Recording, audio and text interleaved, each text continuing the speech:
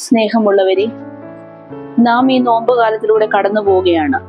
നോമ്പുകാലത്തിലൂടെ പോകുമ്പോൾ കാനാവിലെ കല്യാണം മുതൽ ഉയർപ്പ് വരെയുള്ള കാലങ്ങൾ നാം ചിന്തിക്കുമ്പോൾ തമ്പുരാൻ നമ്മളെ പഠിപ്പിക്കുന്നത് ക്ഷമിക്കുക, ഉപവസിക്കുക, സ്വർഗത്തിലെ നിക്ഷേപം സ്വരൂപിക്കുക എന്ന ആശയമായിട്ടാണ് ഞാൻ കരുതുന്നത്.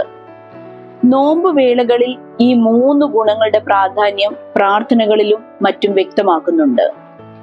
വലിയ നോമ്പ് ആരംഭിക്കുന്നതും സമാപിക്കുന്നതും ക്ഷമയുടെ വലിയ പാഠം പഠിപ്പിച്ചും അന്യോന്യം ക്ഷമിക്കുവാനുള്ള ക്രമങ്ങളോടുകൂടിയുമാണ്. നോമ്പുകാലത്തെ പ്രത്യേകതകളിൽ പ്രധാനമായ ഒന്നാണ് ഉപവാസം.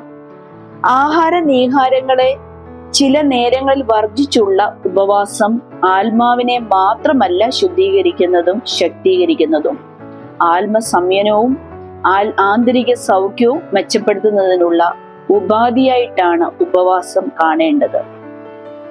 ഒന്നാമതായി ക്ഷമിക്കുക എന്ന വ്യാഖ്യാനം കൊണ്ടുവരുമ്പോൾ സ്നേഹമുള്ളിടത്തു മാത്രമേ ക്ഷമ എന്ന വാക്കുണ്ടാകുന്നുള്ളൂ.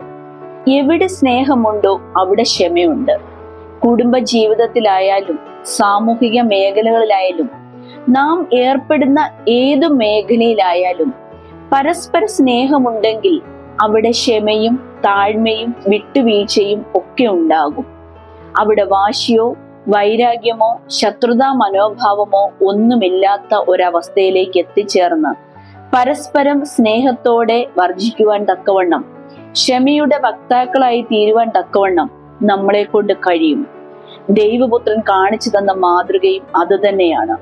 ക്ഷമയെക്കുറിച്ച് തമ്പുരാൻ ആവർത്തിച്ച് നമ്മളെ പ്രബോധിപ്പിക്കുകയും ചെയ്യുന്നുണ്ട്.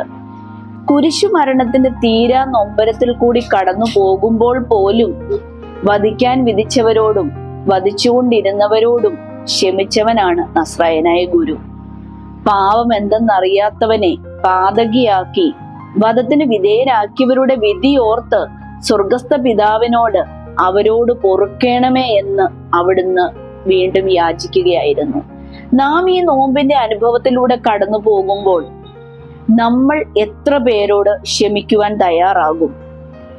നമ്മൾ മറ്റുള്ളവരോടുള്ള വൈരാഗ്യവും വാശിയും ഒക്കെ മറന്ന് അവരോട് ക്ഷമിച്ച് പരസ്പരം അനുരഞ്ജനത്തിന്റെ അവസ്ഥയിലേക്ക് എത്തിച്ചേരുമ്പോൾ മാത്രമാണ് നോമ്പ് എന്ന പദം അർത്ഥവത്താകുന്നത്. അങ്ങനെയാണ് നമ്മുടെ ജീവിതത്തിൽ ഒന്നാമതായി മാനസാന്തരത്തിന്റെ അനുഭവത്തിലേക്ക് എത്തിച്ചേരുന്നത്. അതുകൊണ്ടാണ് തമ്പുരാൻ നമ്മളെ കർത്തൃപ്രാർത്ഥനയെ പഠിപ്പിക്കുന്നുണ്ട്. കടക്കാരോട് ക്ഷമിച്ചതിന് ശേഷമേ തമ്പുരാനോട് ക്ഷമിക്കണം എന്ന് അർപ്പിക്കാനാവൂ. എബ്രഹാം ലിങ്കൻ പറയുന്നുണ്ട്, എനിക്ക് ശത്രുക്കളില്ല, കാരണം ഞാൻ എല്ലാവരെയും സ്നേഹിക്കുന്നു. രണ്ടാമതായിട്ട് ഞാൻ കണ്ടെത്തുന്ന ഒന്ന് ഉപവാസമാണ്. നിങ്ങളിൽ ഉപവസിക്കുന്നു എങ്കിൽ എന്നല്ല അവിടെ തമ്പുരാൻ പറയുന്നത്. ഉപവസിക്കുമ്പോൾ വ്യക്തിഗത താല്പര്യമനുസരിച്ച് അനുഷ്ഠിക്കേണ്ട ഒരാചാരമല്ല, ഏവരും അനുഷ്ഠിക്കേണ്ടതാണ് ഉപവാസം എന്നത് തന്നെയാണ് അവിടെ സാരമാക്കേണ്ടത്. ക്രിസ്തു ഉപവസിച്ച് അനുയായികൾക്ക് മാതൃക കാട്ടിക്കൊടുക്കുകയായിരുന്നു.